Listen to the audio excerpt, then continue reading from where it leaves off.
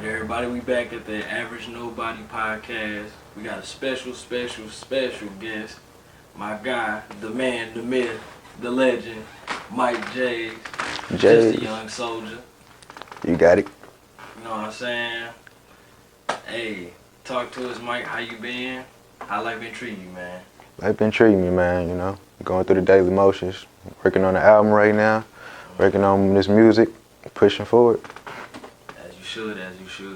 So, tell me more so about like this album. You got any tapes or like singles you want to just like shoot off the rip? Like tell people, you know. Off the rip, go check out Glorious. Go check out I Can't Go. Go check out Archangel. That one is tough. Yeah. That's when I'm doing my best rapping so far. Okay. You know, I feel like it ain't too many that's coming out the city that's rapping like that. So I advise y'all to go check it out. Hey, for real, Jay's the genius. So like, get into that though. Like, you know, your names. I love the names you got and the way that you use them and stuff. So like, tell me more so about like where you got these specific names from. Yeah. So you know, Jay's a Genius was my. Actually, I take that back. Mikey J was my original artist name or whatnot, but that was before I even took it that serious. I was just, you know, telling people my name was Mikey J or whatnot, and I rap or whatnot, and I spit a few bars, spit a rap, a verse or something like that. People was digging it. If you don't mind me asking, when did you start? When did that happen? When did that happen? Well, I actually started rapping when I was in 4th grade. Back in Nance and whatnot. You know, I've always been into like, you know, entertainment or some type of, you know, I used to write literature. Writing was my passion. Like I always wrote poetry. I wrote comic books coming up. I wrote books, regular books. You know, I always been gifted in that type of way and whatnot. And then after a while, I just fell in love with the art of hip hop and rapping. You know, putting, you know, rhythm and poetry and whatnot together and figuring that out. I remember the first rap I wrote was to that song, "This Is Why I'm Hot" by Mims. This is why I'm hot. Oh, yeah, this is why I'm hot. Yeah, I put my own lyrics to it and whatnot. It was trash as hell, but you know, it was the start of JAYS or whatnot. Okay. But okay, so back to the names then, since we came from that, where did the name JAYS come from? Yeah, JAYS was just at the time, you know, and especially well into my adulthood, I just realized how much fighting we do in this life, how much we have to overcome, how much we gotta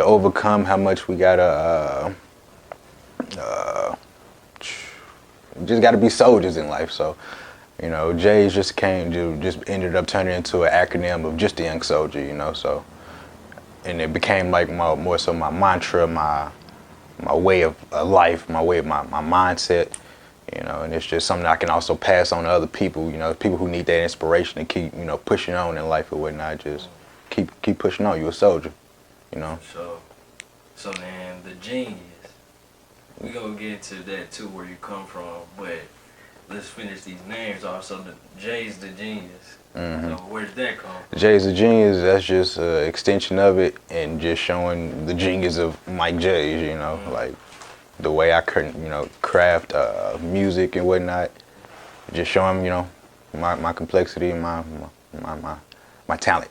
Straight genius level. Yeah, genius level. Okay, so tell me where you coming from. Tell me like the upbringing, what all you went through. If you know, not all, but give me a little gist of what you've been through and the trenches you come from. Yeah, you know, I'm coming from St. Louis, Missouri. Grew up in multiple different neighborhoods and whatnot, but the primary neighborhood I grew up was Moline Acres. Moline Acres, you know, kind of adjacent to Bell Fountain or whatnot. That's where most of my homies grew up, and that's where I clicked up and found my childhood homies that I grew up with now.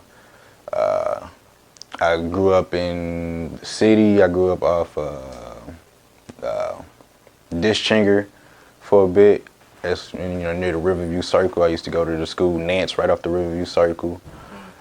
Been to the Hazelwood School District. I've been to the Riverview School District. I've been to St. Louis City School Districts. I've been all over the place or whatnot, but home is where I really want to.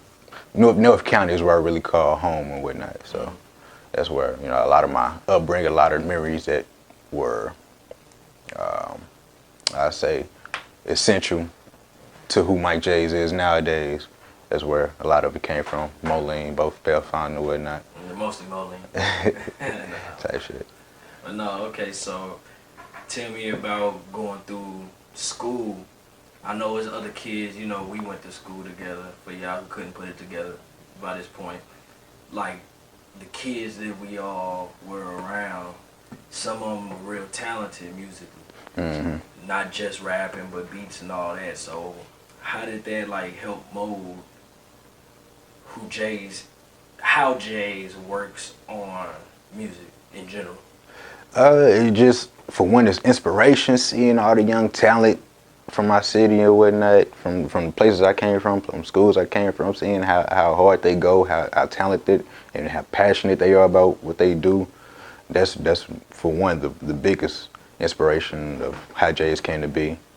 And then I'm also a competitive driven, artist or whatnot. So I see that and then it's like, all right, can I do better? Can I be on a level or whatnot? Can I compete? So a big part of what JAYS is he's a Michael Jordan type of rap. He just want to compete on the highest level, want to put out the best product possible and whatnot. So no, completely. I understand that. Cause where we was, boy, they was spit. Yeah, we got some rappers, people who just played around with just playing around. just play and whatnot. Nah, for real.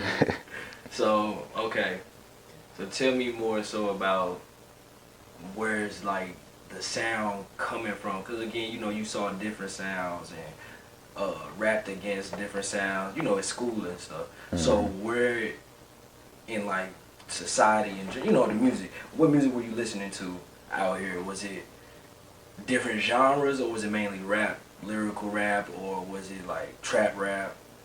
What had you in the early on, especially in my high school years, which were the more essential years as far as me becoming who I am, it was mainly like rap, mainly like lyrical rap, more specifically like the Kendrick Lamar's. One of my go-to albums is Good Kid, Mad City by Kendrick Lamar.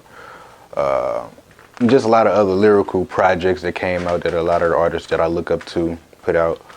But there were other genres that I listened to, case in point, Demon Days by Gorillaz, if you into alternative rap, not alternative rap, alternative rock. And some more, there's a plethora of others, but those are the main genres, like alternative rock and rap. And that's how I feel like I molded my more eclectic style of rap. No, yeah, especially when it comes to my beat choices and whatnot, my beat selection is very different. And especially coming from where we come from, coming from the Midwest, we pretty much just a melting pot of all the different, areas in the United States or whatnot, the East, South, especially the South. I feel like that's where we get a lot of our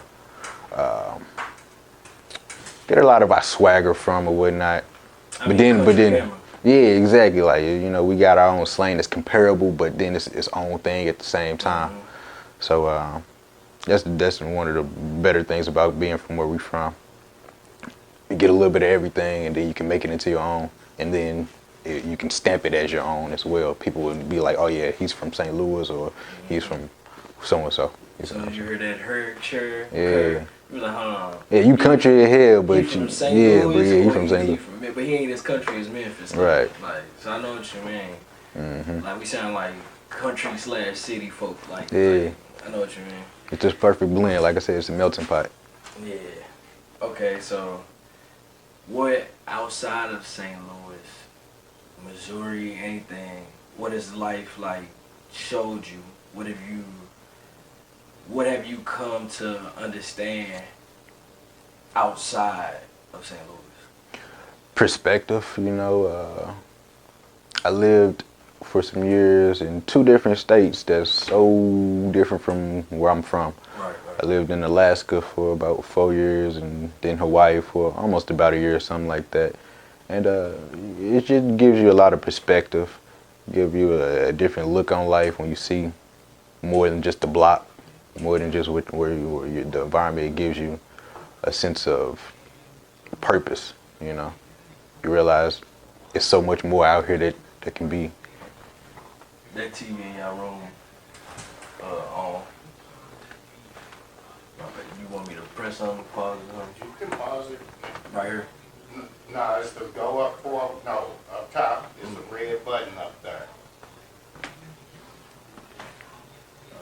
don't see it. Oh, right. Yeah, you just add on that responsibility and you take it on as a man. It shows you, definitely shows you what it is to be a man. Yeah, for sure. So, can you tell me anything that like helped trigger the musical inspiration while you were out in those other environments? And if so, what did those, how did it amplify or push you in the right direction? You talking about when I was living out of town or whatnot? Yeah, in Hawaii and Alaska. And that's the thing. So I'm not saying that hip hop or anything like that is not existing, because it for sure is. It's just when I was out there, it was hard for me to find. So what really pushed me was the lack of it. So me coming back to St. Louis was what ignited it.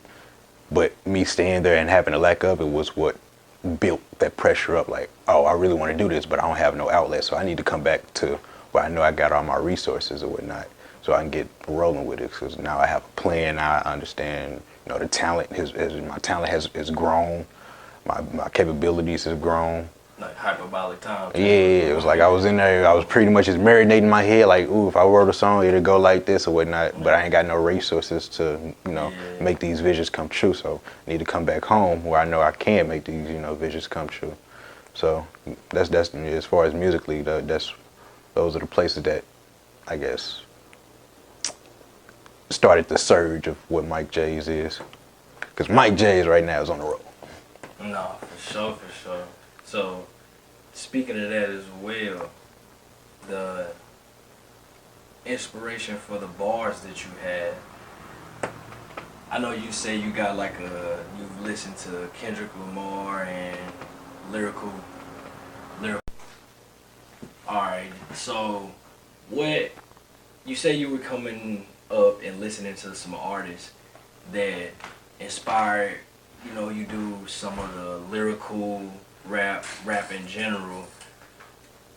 You said Kendrick Lamar, but what other rappers are like catching your ear when it comes to lyrically?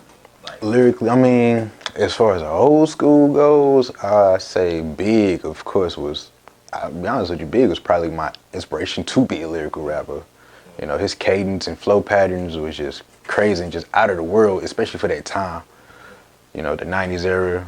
I mean, of course, there were other artists and rappers who rap on that same type of style or whatnot, but it was just something about Biggie Smalls who had some type of style with it that was just so dope to me or like whatnot. swag too. Yeah, he just had his own swag and whatnot, and for him to be who he was or whatnot. So what you think like he like was he was 90s swag rap? Yeah. The first Yeah, I think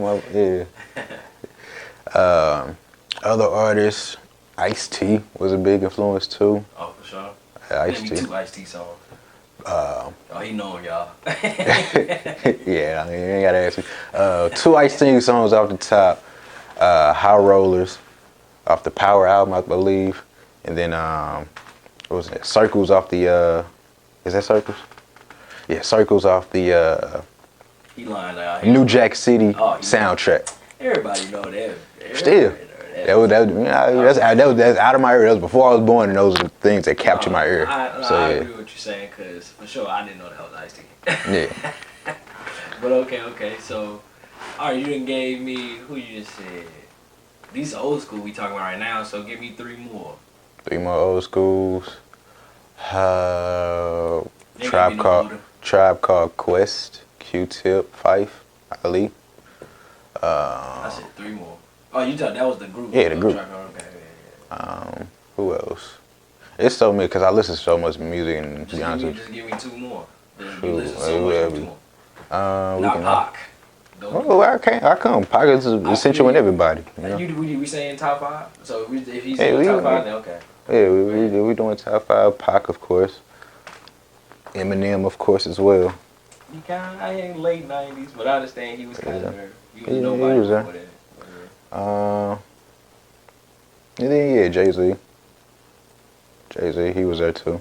I If we talking about more so 90s and 80s and all that type of stuff, yeah, you know, those were the guys I looked up to. Yeah, for sure. And whatnot. 'Cause like I say, I'm a lyrical monster, and those are the monsters who molded me. So. For sure. All right, so new age, quote unquote, Mm. because like some of the new age is now old school. So Right. New age. from let's say 2000, yeah, 2000s to 2015. 2015. Wayne, of course. Kendrick, of course. More so a newer act. JID. He's the one I'm always competing with when it comes to pushing that pen. Like I hear a JID song and how, you know, the lyrical flips he do, lyrical acrobats he can do, and I'm like, yeah, I got to do that to a different level. J. Cole, of course. And it's just so many others. But trap. You know, one more lyrical. One more lyrical. Let's do Mac one. Miller. Mac Miller. Ooh, Mac rest in Miller. peace, yeah, for sure. Mac Miller. He definitely contributed as well. Faces. Nah, for real. Yeah. As far as trap artists is concerned, you got the Thug. You got. I'm really thinking about it because I could name so many, but I'm trying to think of like the more influential, because the trap sound influenced JAYS' sound now as far as like the drums and whatnot. And speaking of drums, Travis Scott, he trap, you know, trap lyrical and whatnot. He can dabble in both realms if he really wanted to, but his sound is more so trap when it comes to the drums and whatnot. Hell, even T.I. with his trap sound. Man, old school T.I. Unbeatable, bro. Yes, sir. Gucci, and then I say Jeezy. A lot of my flavor come from the South. A lot of my flavor, especially nowadays or whatnot. How you know, I write or whatnot. I kind of write for St. Louis people, but it's also influence. You can see the Southern influence when it comes to my style or whatnot. For sure. Especially with that I Can't Go. Yeah. Nah, for sure. And Archangel. Like, yeah, I can see what you're saying. So, out of those two eras, pick one out of each. Who you making a song with? You doing a song with three people. It's Mike JAYS featuring blank and blank. Ooh, that's Mike JAYS featuring JID from the new era of lyrical rappers. Big from the old school era, 90s era. That's it. Just You into only can choose them. shoot. I was about to make like a song like One Train or something like that. It's about to be 6 different artists on this. Nah, for real. They all spit. Nah, But can I add one more that's not rap? remix, yeah, go ahead. We gonna get into that too. I'd add an R&B singer, maybe from old school era. Ooh, Sade. She not on top. No. Forehead now. Nah, she dope. She's a dope artist, but she's not at the top of my list. Top of my list is Charlie Wilson. Ooh, I'd do a song with first Charlie name Wilson. Charlie. Yeah, Last name Wilson. Charlie Wilson. Nah, He go for real. crazy. Yeah. And he just blends so well with the new age artists, like the Tyler Creators and whoever else he works with. He just knows how to work, and I feel like me and him would click together as well. So Yeah, definitely. That would be crazy. Hey, all 4 of y'all on the song, Yeah. that would be legendary. yeah, I don't know how you do it, but yeah, it can be done. no, for sure. Especially with all those creative minds working together. So, speaking of that though, other genres, you said you were into, I don't want to say what, I know you didn't say like metal rock. I It like was a form of alternative, rock. alternative rock, Yeah, because I listen to alternative. like Gorillaz, and that's what really got me introduced to alternative rock. And it's not like I'm the most avid listener to it. It's just Yeah. I peek my head in every once in a That's what while. I'm saying. So, yeah. What other genres, not even just that, like what other genres are just as acceptable to your ears as hip hop? I know nothing can touch it, just Right. hip hop, but I guess a little bit of gospel, because there's a heavy gospel influence when it comes to my beat making or beat selections. For instance, my song "Glorious" has like a a choir at the even my song Archangel, it has like a choir. So those type of sounds, genres with a lot of epic, choir sounds and whatnot. Yeah, the symphonies. And Yeah, just whatever it is. You don't ever have to have a specific genre put to it. It's just specific sounds that just sound great to me. Yeah. That's where I peek my head in, listen, get into it, see if I can find more inspiration from it. So, like I said, I listen to a whole bunch of music. And I guess the ones that I just find myself, reading the title of what it is and be like alternative rock or something like that. But like I say, gospel, hell, even heavy metal rock sometimes. I ain't really into all that demonic shit, but yeah, I just find inspiration from certain sounds or whatnot. Hey, I've heard some good, clean, heavy metal before, but yeah, it's the other part you're talking about for sure. So, I mean, that's in all genres, but regardless. So, tell me more so about what other, because I'm assuming that you're not really trying to be in a box, right? Nah. But you do want to master your craft. Exactly. So tell me about how you balance that with going into other genres and tapping in and peeking in to those other genres while you form these albums and these tapes and EPs and songs. Yeah, like I said, you just pick and grab from whatever draws to my ear. Well, I just pick and grab from whatever draws to my ear. If I like this type of sound, all right, how do I make this type of sound work for me? How do I, bring this type of sound with this type of sound, as far as like blending two genres together or whatnot. For instance, hearing the Glorious beat for the first time, I was like, all right, they got some gospel, they got trap drums on here. It's the perfect blend. How do I implement Mike J's lyricism on there? And that's how I, constructed that song or whatnot. I understood the purpose of that song, which is meant to be short and simple, but with a message, because that's what gospel music comes with. It comes with a specific, strong message, and that's what the message of Glorious, a specific, strong message of encouragement and whatnot. Yeah, that's pretty much my process. Like I said, I listen to so much music just so I can figure out a way to draw inspiration and pick and choose how do I combine all this together, and then put my own signature, put my own voice on it, put my own stamp, put the Mike J stamp on it. Right. It's just like when you're inspired by these artists, you say, that you listen to, you love I mean, it's like with anybody, though.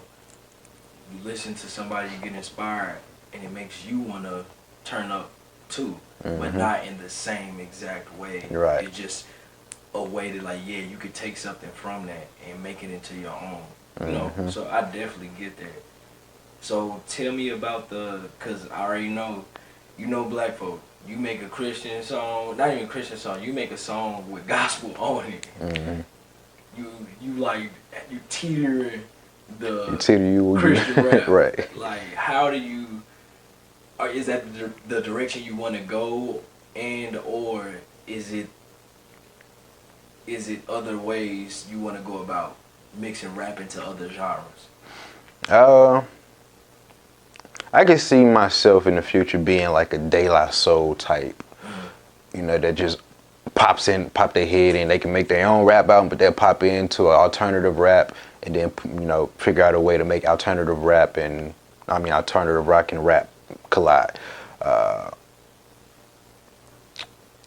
Be honest with you, my future isn't written, so it's like I really don't know exactly where I'm headed. So wherever I end up, if I end up making gospel music, that's where I end up. If I end up making rock music, that's just where I end up. Sure. I'm really just here for the journey and just making music. I just want to make music that I like to listen to myself. Yeah. That's my whole purpose with it. I just really want to make music that I can just vibe to.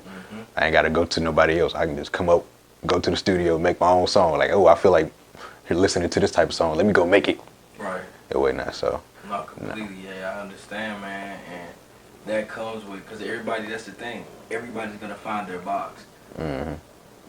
It's just some people want to have that notoriety of being a jack of all trades instead of finding their niche, which is fine to be good at other things and great at other things, but for sure I'm glad you're in that mode of like, let me find my niche right now before I just snuggle into something, because it sounds good and I like doing it. Let me test these things out, and I respect that. Like artist wise, that's a lot of respect because it takes a lot to not just hop in the lane and stick in the lane. You know Right. where we come from, St. Louis.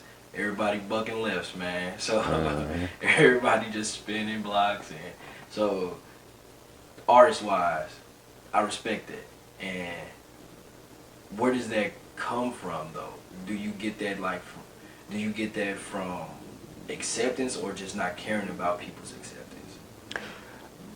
Because is it people that accept you for that, that like notice it, accept it, and push you towards it, or is it just I don't want to be like the rest of y'all? I think it's a little bit of both. From as far as I can remember, it's ever since I've been doing it. And I mean, of course, when you first start, you're not as good. But coming up, when I spit my verses to people, people always was just like, "Yo, you dope, you dope, you dope. You should do this for real, for real." Right.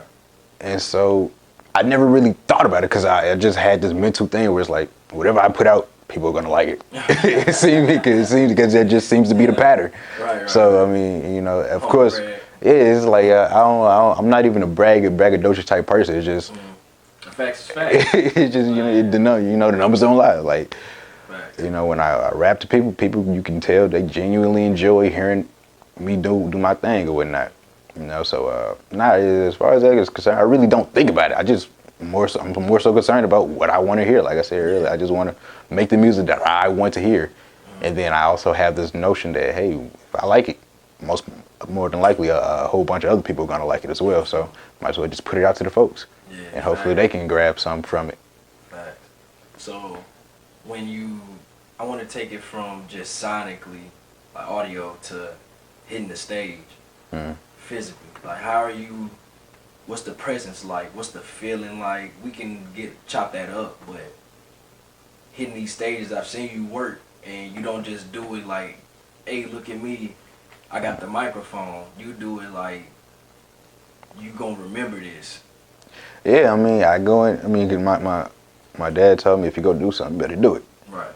So I go up there with that mindset, and I just do it. And the Mike J's that you see sitting in this chair right now is not the same Mike J's you see on the stage. And Mike J's on the stage is a monster. So how do you get to that? That's what I'm saying. So like, you say you just do it, but I'm not saying give up the formula, obviously.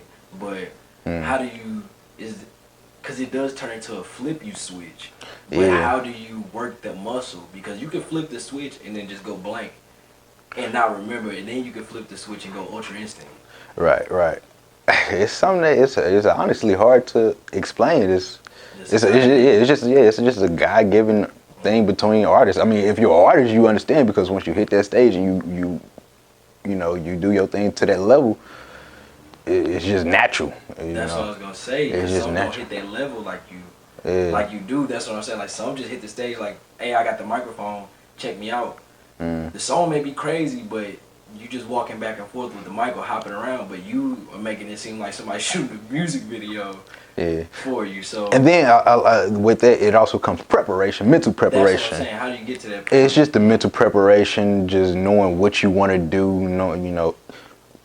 Also being a student of it. Like coming up, I got my homeboy K Shine, who's an artist. He goes by Divine now. Shout out K Shine. And I used to roll with him. We used to rock down Delmar, passing out CDs or whatnot. We used to trap together in that sense as far as pushing the music out and whatnot. And I also used to see his live shows, and I paid attention to how he moved on the stage, and also paid attention to how the crowd reacted. So I also, that's a big thing about it, watching how the crowd reacts to certain things and figuring out how to gain their attention or whatnot. But then it all, just like I said, it all starts up here in your brain, like, what do you want to do? How are you going to stand out and whatnot? So before I started performing on stages, I just used to go out to shows by myself, just be part of the crowd and pay attention, kind of take notes of, how this artist is interacting with the crowd, what could be done better and whatnot, and just pay attention. And then once it's my turn, I implement all that together, and you get what you get on the stage, and you'll end up being entertained. Right. So once you hit these stages, what's the Cause of course, like nobody obviously you don't want to just stay on. You want to hit the main stage. You feel me? Mm-hmm. Like you want to hit the headbanger stage. You know, when everybody heads rocking, everybody knows the exact words to your song. So Mm-hmm. I know you got tapes coming out and you got songs coming out, buku of them. Like, and you're going crazy on all of them. So how are you gonna manifest that basically? How I'm gonna manifest Hitting the big stages. Like, in the big stages. you Like I say, just mental preparation, then getting around the right people who can also give you advice to how to attack a certain thing. Like as far as hitting the big stage, get around people who've hit those big stages. Right now, I'm in association with the artist Zeus Rebel Waters or whatnot. He's hit plenty of big stages. He's been doing this. He's a St. Louis legend. shout out Zeus Rebel Waters. Yeah, he's the guy who, if you don't know who he is, he's the guy who put out Turkey Ham some years ago when we was little kids or whatnot. He used to go by Rucker Puff back then, but he had to rebrand himself, and now he goes by Zeus Rebel Waters. He got this song called Love out there, goes crazy. And Check that out. and like I say, you just got to get around people who do it to that level and let them give you certain type of game or whatnot. So and then you just got to figure it out for yourself. That's a big thing. You got to figure this Put stuff your out. own stamp on it. Yeah, put your own stamp Carve on it. your own way. Because, yeah, you don't want to just walk in another man's footsteps. Exactly. The whole path. Like, you want to see how to do it, kind of learn how to do it, but Mm-hmm. do it to your own ability. So 100%, I get that, man. So basically just networking. So how's that working around St. Louis? You know, this is kind of we're getting better at it, not being the crab in the bucket city. Like, we're getting a lot better of it. I've never seen St. Louis networking like this before when I go out to these events. And especially seeing how you network. Like, you don't just stick with a crowd. You feel me? Like, you go talk to everybody, check everybody out, tell them what you think. So how do you handle that networking in this type of a city, even though it's getting better? You just got to keep pushing. Got to keep networking. Whoever will reach out, whoever is willing to hear you, whoever you're willing to hear out. So tell me about when it's this transfer of hitting the main stage, because the way you hit the stage, you hit it like a movie. You hit it like somebody's shooting a short film or a music video for you. So, and I know you're still working your way up, and it's not a far shot from now to when you start hitting these huge stages. You start hitting stages it's a crowd in front of you more than a room full of people. Right. So how are you gonna like make that transfer or amplify the energy you have now on the stages you hit now? If you just turn it up a little bit, you right now I'm doing it to a scale that's perfect for the stages that I'm hitting right now. When I start hitting those bigger stages and multitudes of people are there, you know, like I said, you do research, you get around people who've already done it and got advice to give to you. And then you go all out creatively. You know, as much as much creativity I put into my music, I also put into my stage performances as well, because it's like I want to tell the story all around. Like every time you're tuned into Mike JAYS, or it'll be a show or just my music, I want you to understand that you're being told a story of some sort. So as far as, you know, transitioning from these little stages to a big stage, you know, my vision is just, you know, going all out, you know, having, you know, backup dancers and backup singers doing the whole thing. You feel me? You know, so just like I say, just go all out creativity wise. That's the key. So just every time you hit the stage, add some, because that seems to be what it's like you methodical with it. Every time you hit a stage, the next time you hit a stage, you hit it different, but a little bit more. Like you throw a little more sauce on it, or you throw a little more whatever on it. You know. Yeah, you all, because it's constant elevation. You know, that's how you get. That's how you get to the next level. That's how you get to the big stage. Right. If you know you continue doing the same thing, people gonna be like, all right, we know what to expect. I want to be the person that you don't know what to expect, but you know it's gonna be dope. But see, you do that and you're not rushing. Nah, I'm not it's rushing. Like you taking your time with it. You don't mind the help that you may get from a connect or networking, but you still, again, you're like methodical with it, but you're still leaving memories there. If you do something at somebody's club or at somebody's stage or event venue, they're always gonna remember, oh yeah, you were the guy that did whatever. So. And that's the key, you know. You gotta leave an imprint there because that's the key to elevation. Like, how do you get these people to remember you? Exactly. That's what I was trying to get to. Exactly. Like, you're doing it. It's a way to network, leave a good impression, and you're also elevating yourself just by doing that. You know, like without the help of anybody else, you doing that, you're pushing yourself to the next level. And again, another like seeing that artist wise, much respect, because a lot of people will just rush into it as fast as they can. They got a vision, gotta get the vision, you know, like gotta get it happening right now, instead of, okay, let me show the vision that I got, but let me just do it the right way. Like, I'm not saying slow and steady wins the race, because you never know with the music business, you never know when you'll pop off. But the way you're handling it, I can see that you'll be ready, even if it's at this point. Right. Like, you won't just rush into like, look at me type of a thing. It's more so, look at this, look at what I had made, right, type of a thing. Much respect to you on that. So, coming out of St. Louis though, and all of these lefts, these people be bucking. But for real though, like all this, basically this St. Louis drill, if we want to be 100, because they got it from Chief Keef. I remember, y'all, I was alive. I was born yesterday. You young niggas, y'all was born yesterday. You 15-year-olds thinking that like y'all just came up with this style, bro. Trust me. Y'all some little baby Chief Keefs, but some of y'all make it sound good. Some of y'all just following the trend. So how do you separate yourself from? Cause you like we said, you you peek your head into other genres. I'm sure you wouldn't mind peeking your head into a genre, drill genre. But how do you not conform your sound to just accommodate people? How do you not just make yourself, quote unquote, more listenable, because that's what's trendy right now? Right. How do I not do it?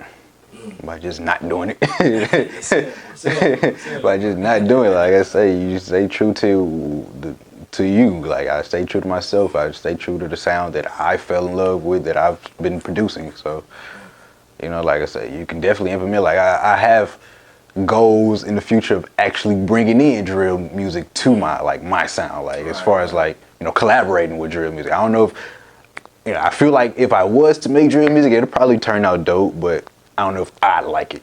You see what I'm saying? So, but as far as, you know, as far as the Mike JAYS brand as an artist, I like to see myself as the person who's just that secret sauce for every other genre. Yeah. That secret sauce. Like if you get Mike JAYS on this, it's gonna sound smooth. It's gonna make it sound just a little bit better. Crazy. Chief Keef is like almost that. It was like that. Yeah. Like he was a secret sauce for like a lot of people in a lot of different genres. So it can happen. I see what you're saying for sure. So how do you get it to where that is gonna be like a sound that you tap into with other people, not just like a sound you want to make on the regular? Because like you said, you want it to be something you enjoy listening to yourself. So how are you building towards like I say, with those artists? When it comes, figure out which artist appeals to me first. You know, like it's a million drill artists, but which ones are the more standout drill artists? Which ones are the more creative with their style of drill or whatnot? Who do I see that's on a level? Like if I'm over here in the lyrical world being creative and whatnot, who's in the drill world that's on the same level? Right. Where we collide? It's like we make something new. You're not doing it. Sorry to cut you off, but you're not doing it like Drake. Like how Drake will just do it for like a money grab. It's cracking right now. Let me get a piece of that. Yeah. Put my little stamp on it, and now I'm cementing in history type of. You doing it because this actually sounds good. It's not a money grab. It's organic type of a thing. So, with that being said, with these upcoming artists, how are you like? Because you organically you're doing it by going to these events and networking. But how do you get it to where you all are locked in the booth for real? Because I've heard you work with some artists that's not from BC4L. Mm. So how are you getting it to where you all are locking in and it's not just about the bread? Y'all both enjoying the sound and making the song together. Right. For me, it's about finding somebody who's like-minded, who wants to make good music. Right. For instance, I have a song on the album called Twisted that I collaborated with another artist. He's not drill or anything, but his sound is a lot different from mine. And I was like, oh, I want to try to make something different with him. And that's how we got the song that we have right now. You know, his voice mixed with my eclectic, I don't know how to pronounce it, say the word, but my differentness. Eclecticism, I feel like it's eclectic. I thought it was eclectic, but I mean that's the base word. But how do you? That's all I'm saying. Eclecticism. Yeah, that could be. Google that word. Theory. Yeah. Whatever the word is. Yeah. If you blend those together and make something new, that's what both of us were into. Okay. So he saw me perform. He was like, "Oh, you different." I saw him perform. I was like, "Oh, you different." Two different people colliding. We're gonna make something different, of course. Sound like stepbrothers. Yeah. So y'all like, you wanna be best friends? I'm over here punching pumpkins and shit. But nah, yeah, I mean that's what it is with me. It's just seeing somebody who just operates on a different spectrum, on a different wave, and seeing what your wave and their wave creates when it collides. Sync off y'all different ways. Yeah. That's hard. That's like, hey, I see why you make the type of music you make, and like the way you think about even just collabing, real intricate. For instance, not to cut you off, but for instance, Kanye and Fabio off the Donda album, he made Off the Grid, like he mixed drill with lyricism and all that type of stuff, and the Kanye sound with the samples and all that type of stuff, and it became one of the hardest songs off that album. J. Cole, Young Nudie. Yeah, exactly. It's like when you blend two different genres together, it always comes out. Well, I ain't gonna say it always, but when you get two like-minded people who operate on the same level but different levels at the same time, it's kind of like what Kobe Bryant said in that one commercial with him and Kanye. It's like, are you the same beast but a different animal or whatnot? It's like I'm the same beast. Two people can be the same beast, but we different animals because we both got our own lanes or whatnot. And then when you collide together, you create something beautiful at the end of the day. So for sure, and it's like straight artistry. It's not, again, people. It's not money grabs. The JAYS is out here going for it. He wants actual good sounding music. He doesn't care if he'll take your bag. He'll maybe give you a few little bars for a bag. He ain't worried, but I bet you if he truly connects with your music and just your artistry and your ambition for music in general, y'all are gonna make some classics. I promise you. Like it's out of this world. When you hone in again, I can't go crazy. Oh, you love me. Oh, you love me. But then you had, cause you gave me the first version, but then you gave me the second version. I was like, bro, the second version, you just like, this is a classic already. At first it was like, okay, I see what you did and I liked it. But now it's like, nah, you didn't knock it out the park. Now, like you actually care about your music. It's not like, yeah, it sound good with the beat, throw it out there type of thing. Some people eat off the eight, but not everybody can eat off that. And you don't want to eat like that. Nah, it's a much more respect. Nah, cause at my heart, I'm a creator. I'm a creative person, so it's like, how do I create the best of the best? And even with those songs you just listed, there's still more that could be done with it. But on the other side, you also got to know balance and when to just understand this is enough. This is enough. You ain't got to do too much, but. So tell me about that balance. How through the years, how have you figured that balance out? That balance is coming from life. You see the duality of life in my music or whatnot. You just got to figure out, and I'm still working it. This is something I'm still working on, figuring out balance or whatnot. But I attack my music the same way I attack life, Like I said earlier, if you go do something, you do it, and then you do it to your best abilities. When it comes to any job that I've worked, I may not be the 100% best, but people respect my work ethic and whatnot. So figuring out balance, like I say, taking on responsibilities and handling those responsibilities. So I put that same mindset into my music. So when it comes to going the extra mile or something like that. Like I would at a job, I go the extra mile when it comes to my music instead of just doing the minimalist stuff. Right. You Just know. getting by. Yeah, so it's like you just, you put it out there and then you go hard at it. And so, because that's how people will feel the genuine vibes coming from the music that you're putting out. Like, oh, when you can hone in and you can hear a certain sound, like I ain't even noticed that at first. And then it's like, oh, you know, it's replayable. Your music got replay value, and listeners can hear all the stuff that you put into it, and go back and get something different from it every time. And, you know, that's the more fulfilling feeling that I want to get for myself when it comes to the music that I'm putting out. Like, can you continually gain something from the stuff that I'm giving you? Yeah, and is that coming from the inspirations, or is that coming from life's endeavors? Both. I can see how the inspirations do that for you. Yeah, it's both. You know, life endeavors and whatnot. I've always wanted to be a person that inspired. But when I have a kid, my goal is to inspire my kid to be whatever they want to be in life, and go hard at it. You know, don't pussyfoot with it. Don't half-ass it. Go hard at it. You know, so yeah, like I said, it comes from both. Okay. See, I respect that, because it's a lot of people that just want to get it. They want to get in a position to where they just feel good, or they're taken care of. And if, you know, the artist is basically like, that's up to you if your kid listen to my music. And don't get me wrong, they right to a certain extent, but you're not just trying to make sure you and yours is okay. You want to inspire others. Right. Like, that comes from where? Like, has it been since like a child, or has that been learned over time? I say it's been learned over time, because I understand the power of words and the power of certain things. And like you said earlier, like when it comes to, you know, parents letting their kids listen to certain things, yeah, that's on them. But we also, as artists, have to be responsible as far as how we present certain stuff. Me coming from St. Louis, I can tell you about the shoot, shoot, bang, bang, and all that type of shit. Like, I'm not saying I'm the one that's necessarily been in that type of field, but I'm very adjacent to it.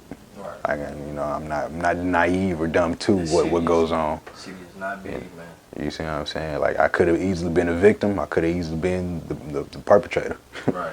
So. Yeah, that's how small the city is. That's how easy you can get caught up in it. But you still tell that story, because the world needs to understand where you're coming from.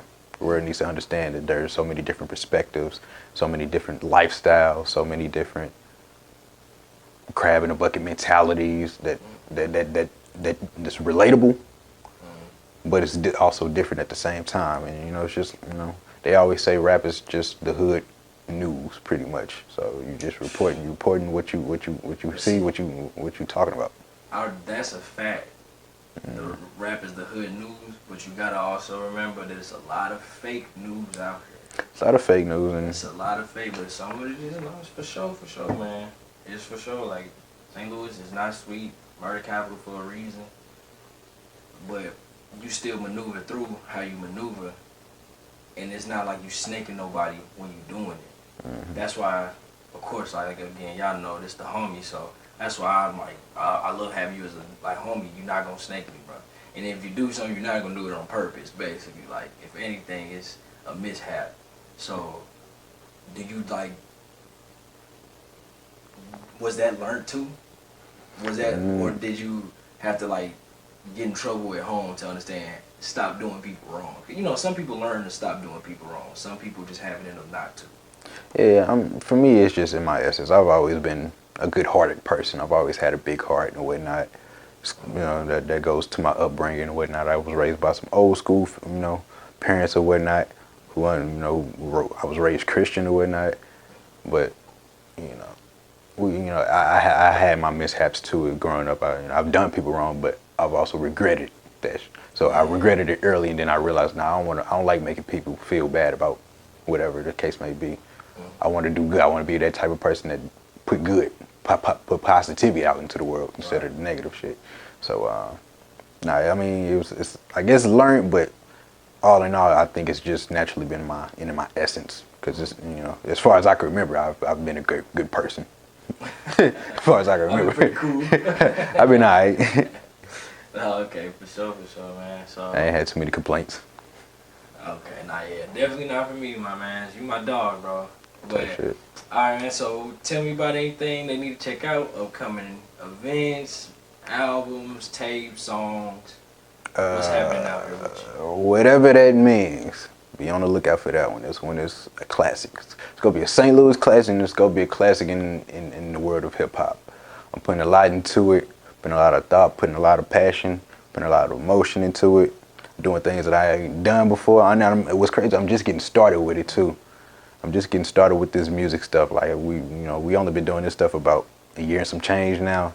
And the progress that, you know, I've made, progress that my guy Myro has made, progress you've made, all of us who've been in tandem with each other, doing this to this level, we made a lot of progress, and I just can't wait for the people to see, you know, what we got in store for them or whatnot.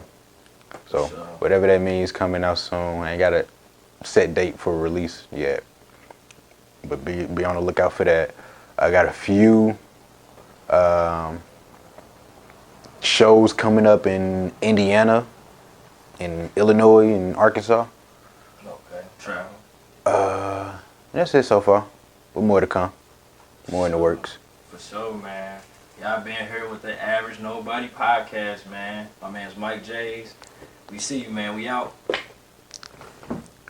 All right, man. So, tell me more so, like, what's your views on this, on these women out here? On these STL females, man. These hoes for the streets, bro. For real. But, you know, as far as women concerned, I ain't gonna say a newly single person, but, you know, I'm a dude that's trying to mingle or whatnot. And, You hear that, ladies? but, I don't know, some reason I ain't clicking with St. Louis women. I don't know what it is. I'm sorry, lady, but I just ain't clicking with y'all for some reason. Because, like, I've always been a gentleman at heart and whatnot, so when it comes to approaching a woman, I always take the old school, you know, hey, how you doing, whatnot. That ain't good enough, player. I see now. It's like, shit, I don't know. So, and then as far as all the women that I've dealt with in my life, they came to me, so. And then that shit, I really don't know if I got game like that, but I've had women. You can't rap the way you rap, dress the way you dress, and say you ain't got game. Come on, you got the gift of game. You gotta have some form of game. They came with, you got game without talking. Yeah, it's just, if you get into a deep conversation with me, yeah, I can entice you as a female or whatnot. I can have conversation, but as far as like walking up, doing all that spitting game and all this type of shit, like, all this shit be corny as hell to be for. It's like, I'm a straightforward type person, so it's like, hey, I fuck with you, you know, can I get your number type shit, like, you know. What you take out on the date? So, I'm sorry, what was that? Where would you take her out on a date? Don't ask me that. Cause I mean, I can get creative with it. I can do some shit like make some extravagant shit at home. Like I can also cook up some shit for real. You wine guy for sure, ladies. My man's a wine guy. Like my man's guy, he into the. See, I gotta put me on. Yeah, and then I guess, I mean, whatever game I do got, I got gift from my pops or whatnot. You know, he's more so the elegant type man, you know, more, suave or whatnot, you know, chill, laid back, whatnot. He knows how to create a very comfortable vibe, and so do I. Like, I create a very comfortable vibe when you get around me or whatnot, so, I don't know, it's, you know. Before I take you on a date, that's why I try to have a conversation with a female, so I can get to know what type of shit that they into or whatnot, so I can figure out where to go. SRT. Yeah, but that's what I'm saying. Like they want, I ain't got a Hellcat yet. They want a sexy red package. That's why I say I'm not clicking with STL women right now, because you know they influences is what it is right now, and I think I'm just a little bit above that. Not to toot my own horn. What be throwing me off though, bro, it be the ones that like, cause some of them will paint themselves like they not influenced by that. but then they be influenced by that. They just Like don't a want to motherfucker. dress up like it or look like it. Yeah, But then they like, you know what I'm saying, they a party like it or whatever. And it's like, yeah, that be the thing about these STL gals, but they be too fake, bro. Like they want one thing but say they want another, man. But so tell me about, so have you been? Oh nah, you said you was married. So how? Tell me about that life when it come to a woman, when it come to that point, like being married. You gotta tell me about the relationship, but like tell me about like the dynamic of being married. So I was in a military marriage. I mean, it was a real marriage, but it was a military marriage, so it's handled a little bit differently than what the traditional marriage is. I ain't gonna lie to you, a lot of it took a toll on me because, you know, I'm a traditional type man in an untraditional type setting or whatnot, where I'm in a setting where it's like I'm not the breadwinner. I'm kind of like reverse roles almost. And a lot of it weighed in on me or whatnot. But, you know, I'm a strong dude, so I persevered through it. But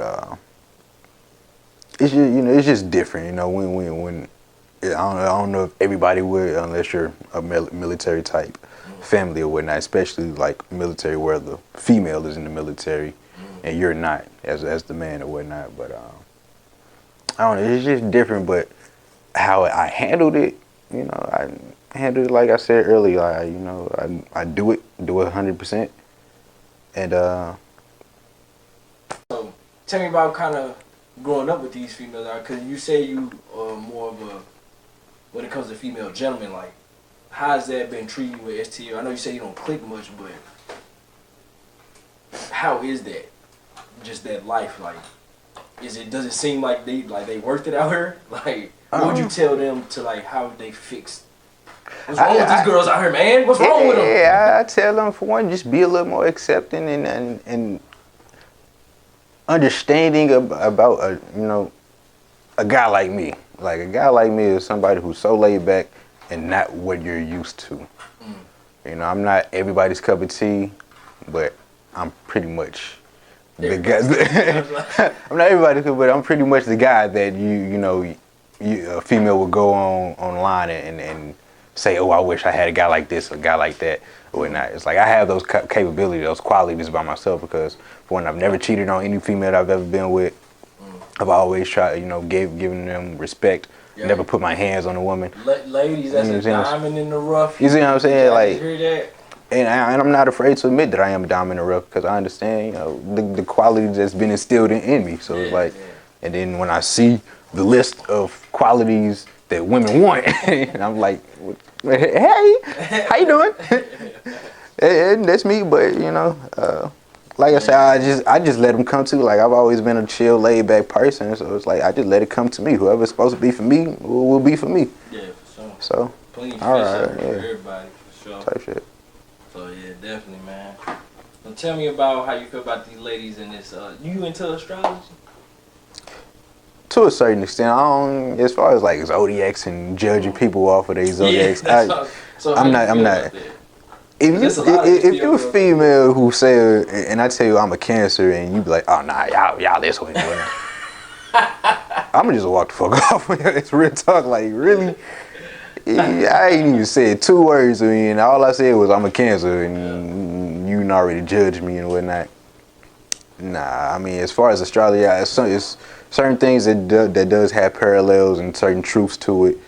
But as far as judging the person, being like, what's your sign? And saying like, nah, I ain't gonna fuck with you because you was born on this day. Like, what? You was born on this day and you just happen to be this sign, and that makes you who you are. Like, nah.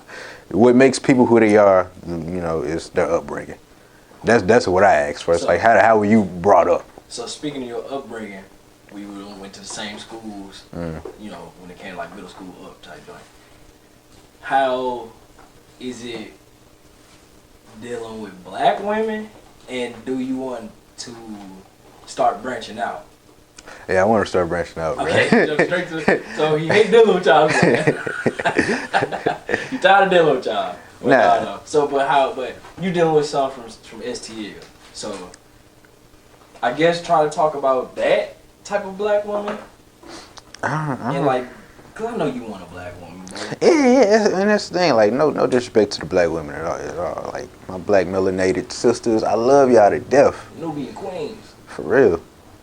It's just, I've seen so much of the same for all my life. So, like, what's next? What's different? What else do we do? Does the world have to offer, or whatnot? And I've seen a little bit of it, cause like I said, I've lived in multiple different states or whatnot, and I've seen what the world has to offer in that realm. So coming back to St. Louis is like my expectations are a little bit high. So that's why I'm definitely more chilled nowadays or whatnot. And like I said earlier, just letting it come to me.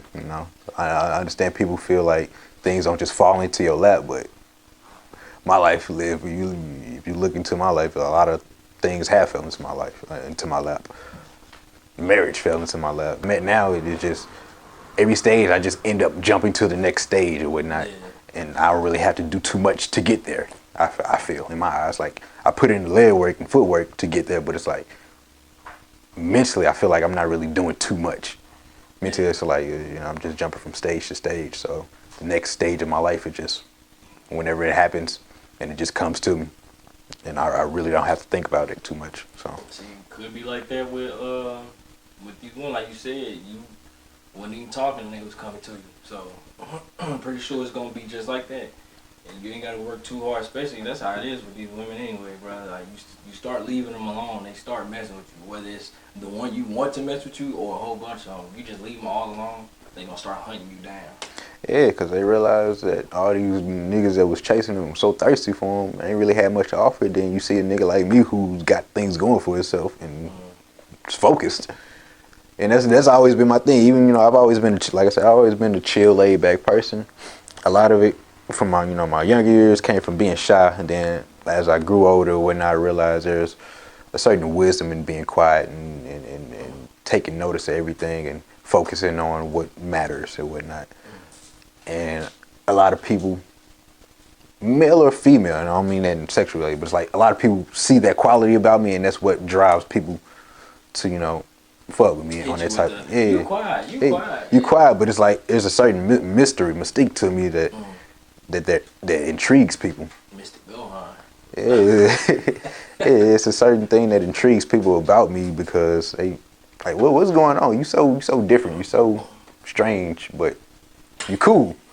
You strange, but you cool. Like, I never looked at you and thought you were strange, G. But it's people. I know. It's like you said. It's a mystique. It ain't so much a strange. Yeah, it's like a what's the movies called? Suspense. Yeah. It's like that. It's like what is it about this? Like why am I not getting to the quote unquote climax of like who this person is? Type of thing. I'm just always at the suspenseful part. Yeah, and then it makes you want to get more in depth with it. Right.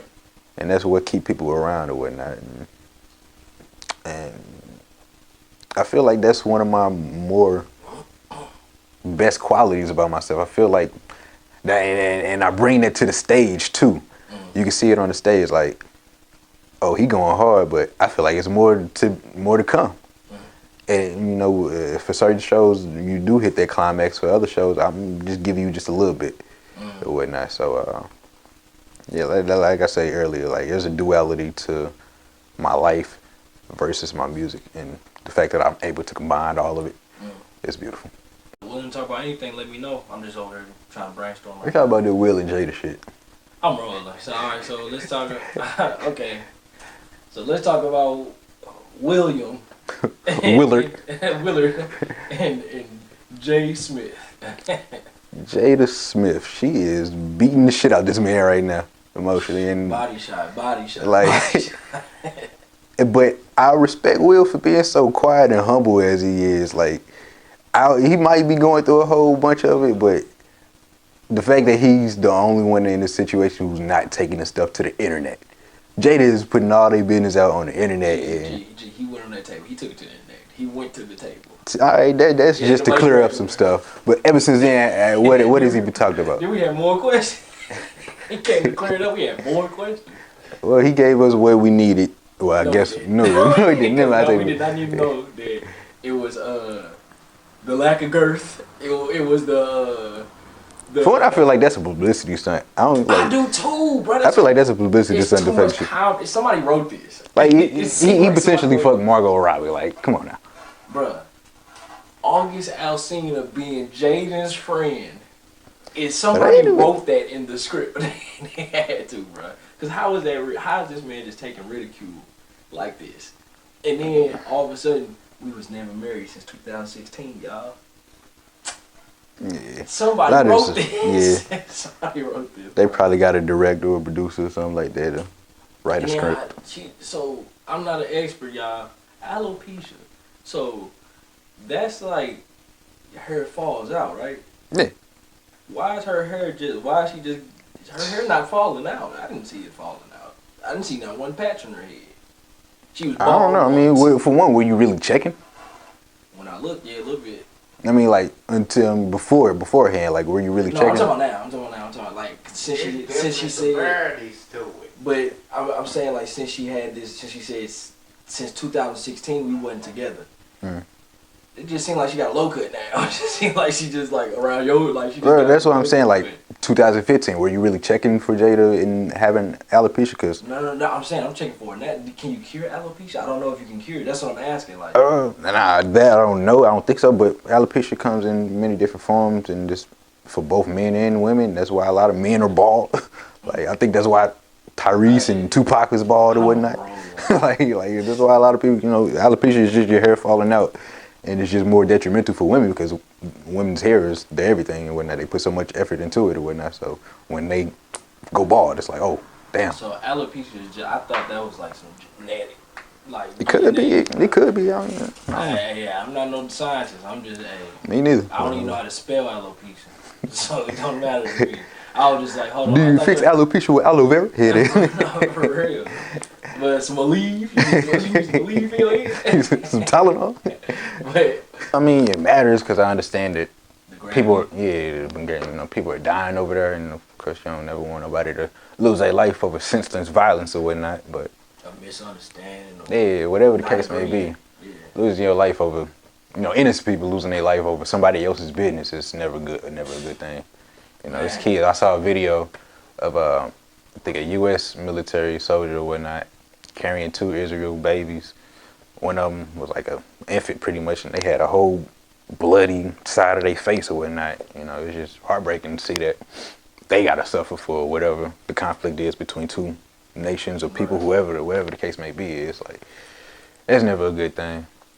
Because that can easily be on this side of the waters or whatnot. It can easily, imagine seeing your own little cousin, your baby cousin or whatnot getting bombed on or whatnot. Y'all could have been born over there, man. Type shit. So yeah, that's never a good thing.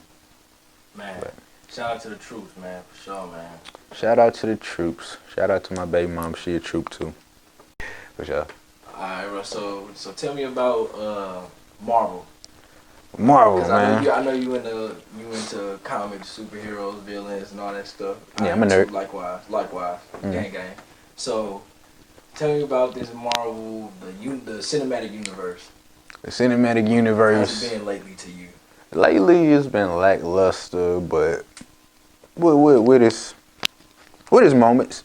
Like I say, like the newer stuff like the Loki, the show Loki, having its moments. I feel like WandaVision is up there as well. That's controversial or whatnot, but I feel like that's up there. Then as far as the movies they just not giving me the same feel as the movies. Don't feel as epic no more. Yeah, I mean, with the exception like Endgame and Infinity War and whatnot, I feel like those were the last few. Well, I'm sorry, and the Spider-Man movies. No Way Home was their last. Yeah. For sure. Yeah, but like the Guardians of the Galaxy, it's all right. Who are y'all? Like for real, like, and what's crazy is like they've been around for a long time, but I feel like I only heard about them like 2015, like when the first movie came out. Like, who are y'all? I had no connection to y'all. Like they did a good job though with them first 2 movies though. I gotta be honest. Yeah, the first 2 was cool. The last one, so. Thor, Jesus Christ. Oh my God, what the hell? You ain't had a good movie yet. People say Ragnarok, to me Ragnarok really wasn't that good. G. It was the only reason it was good because Hulk was there. I wouldn't even. Nah, Ragnarok wasn't good when you think about it. Yeah, when you think When you think about Ragnarok, wasn't that good. Ragnarok, it was low key trash. Yeah, when you think about it, Thor had one good movie. The first one. Yeah, I feel like it's just the director's fault. Like, I feel like the Kevin Feige, the president of Marvel, should have just well, I ain't gonna say but had the Russo brothers in charge of, a lot of, or at least had their hands in most of the Marvel movies. Like, recruited them as the Marvel team, as the consultants or something like that, the head honchos as far as directors and whatnot. Because, all their movies are number one. The Avengers, Infinity War, Endgame, and all that type of shit. Like, those were the marquee movies or whatnot. Right. Anything else directed by anybody else, they Drop the ball like a motherfucker. So, yeah. So, what do you think about, I don't even want to talk about it. We kind of got to because it's so trash. She-Hulk. She-Hulk. Did you watch any of it? On BD.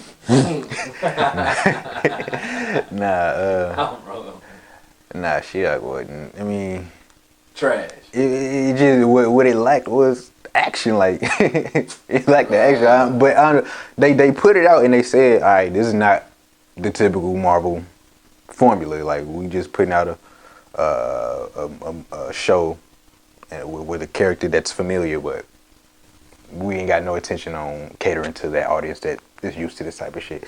So they told us it off rip, but still, like, the show was bad. Who was it catering to? Because nobody liked it. Like, nobody liked it unless I ain't even gonna say that because we ain't gonna get political over here. I don't know.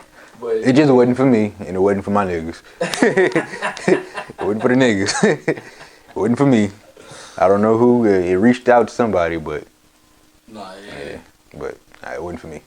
That was not hit. So, alright, tell me about Moon Knight then. That was kind of controversial. Moon Knight, I fuck with Moon Knight, you know. Cool mid. Yeah, I fuck with Moon Knight. Moon Knight, it told a different story, and it was a compelling story. Like, you can feel the emotion in the storytelling, especially with the character himself, like the main character. What was the name? Isaiah or Isaac? No. That's the actual actor's name, but whatever the actual character name is in the show. I thought that boy name was William. Whatever his name was. I don't know what his whatever that means. Not bad. Not for real. Yeah, they had some compelling storytelling in there, I feel, and then the action sequences were cool for the most part as far as Moon Knight is concerned. A lot of the CGI wasn't up to par, but like I say, yeah, I definitely put that over She-Hulk. No, for sure. Way over She-Hulk. She-Hulk at the bottom with Ant-Man 3. For real. So, when it came to Moon Knight, what did you think? Like, what was it missing? To me personally, I feel like it was action. Like, they needed more than what they gave. They had to tell the story, but it was just every time the action happened, it was never like, oh dang, they getting down now. It was always like, go to the big fight. Yeah, it's like you kind of want, as far as action is concerned, like I say, that's why I kind of wish Russo brothers had their hand in most of the Marvel stuff. Because when it came to his action sequences or whatnot, like, you think about Captain America Civil War, the fight between Cap and the Winter Soldier and whatnot, and that was just a basic fight. You see what I'm saying? That wasn't even the climatic fight. You see what I'm saying? So it's like Winter Soldier. I wish they were able to put more into that budget as far as choreography or whatnot and shit like that. I feel like Moon Knight should have way better choreography, bro. Yeah, like they fight sequences or whatnot. But but like I said, as far as their storytelling, I feel like I give their storytelling about an 8. They told the story of a man dealing with multiple personalities and dealing with trauma, which is a heavy topic nowadays. Everybody dealing with trauma. I'm dealing with trauma. Everybody dealing with trauma some type of way. Everybody out here from trauma mama, for sure. So that was something that was definitely relatable. And then I feel like they did a good job in telling that story and conveying the emotion that was coming from it. Right. But yeah, like I said, but you go into a Marvel movie, not looking for a Lifetime movie. You go into it, all right, we got the storytelling, but Where's action? Where's the shit that we came for? Like how they actually did, like you said in Civil War with Bucky. It's like we knew he was going through it mentally, like he was being tortured mentally, literally. So they didn't have to get into all that for us to understand he dealing with some crazy stuff, but the action was still there, and we still kind of cared, cause Cap cared, you know. Right. That's, you know, this is stuff like that, bro. Y'all ain't gotta take me to this therapist, man. Yeah. It's like Marvel right now is in their Kendrick Lamar bag. They on some Mr. Morale Big Stepper type shit. Nah, for real, bro. Like, Captain America and the Winter Soldier. Like, bro, they get therapy almost every day. For real. They literally had a whole therapy session and shit where they niggas sitting like right there. Like they had. Hey, don't get this gay shit up. Don't get this gay shit up on my face. Nah, for real. Marvel been on a downward spiral, and DC is not picking up their slack at all. Nah, I feel like DC just need to understand it. Their lane is the animated movies. I feel like they could compete with Marvel if they just put more into the animated movies and shit like that. Make it as grand as the Marvel movies and whatnot. You know, release those in theaters and stop just sending them to HBO Max and shit like that. Like, put a little bit more into it, and then y'all will finally find y'all lane, because the people have been saying for years now, hey, this is what's hot. These live action movies y'all keep making is just cash grabs, it seems. You know, because they don't want to listen to nobody. Yeah, like they don't want to listen to none of their fans. Like, what did you think about the Flash movie when that came out? I didn't even watch it. Yeah, it's like, I saw from the trailer it was cheeks. Yeah, I like, didn't need nobody tell me. Like, it was just nothing but a cash grab. They had just threw in a bunch of cameos that really didn't mean nothing and whatnot.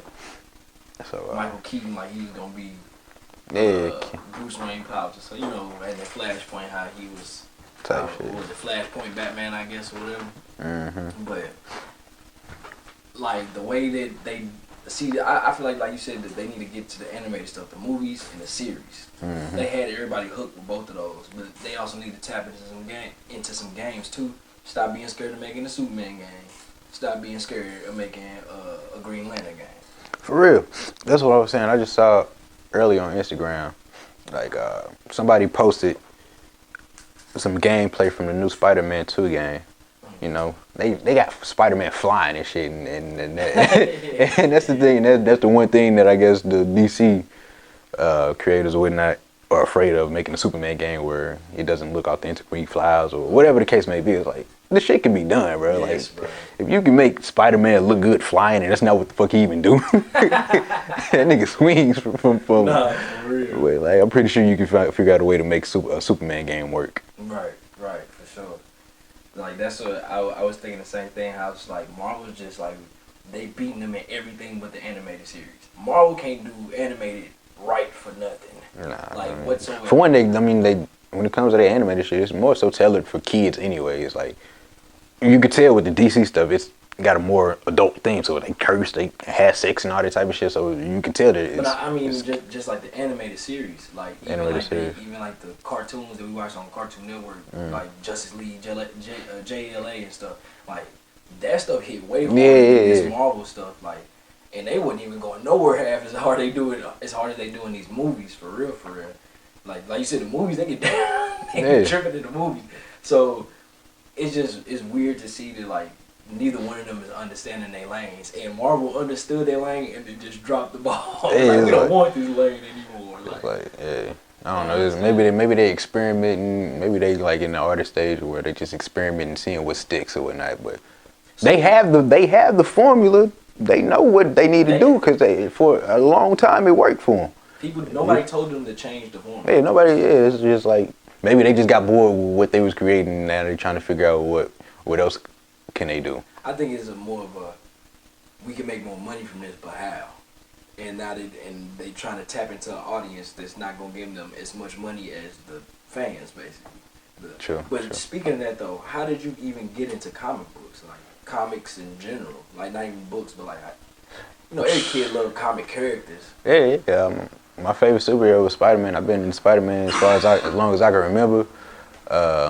Superman 2, like I was a hero hoe. I used to jump from this being this hero being my favorite to this hero, but when it all came back to it, I was like, nah, Spider-Man, that's my nigga. But I remember like when I was young and I was writing those comic books, I wrote a whole comic book kind of based off the whole Superman world and lore and all that type of shit, and just kind of made my own character and whatnot. So he was my favorite character for a while. And then, like I said, just watching YouTube, you know, videos and shit like that. Because I was never the person to actually go buy a comic book. Yeah, I'm still not that guy. I mean, I may in the future, but I'm still not that guy who just goes. Still gonna get on YouTube Yeah, and watch it it. just give you. Yeah, just I just like learning about certain characters or whatnot, and these new characters, and I'm trying to relate to them as well. Yeah, for sure. Relate to them, you know, because a lot of these characters, you know, a lot of these writers. Let me stop saying the characters, but a lot of these writers, they put real life shit into their characters and whatnot, and it's a lot of relatable stuff to it. So, as far as Spider-Man, I relate to him the best, which is why I like him the best or whatnot. No, for sure. That's why a lot of people that actually like these, not just the way these characters look,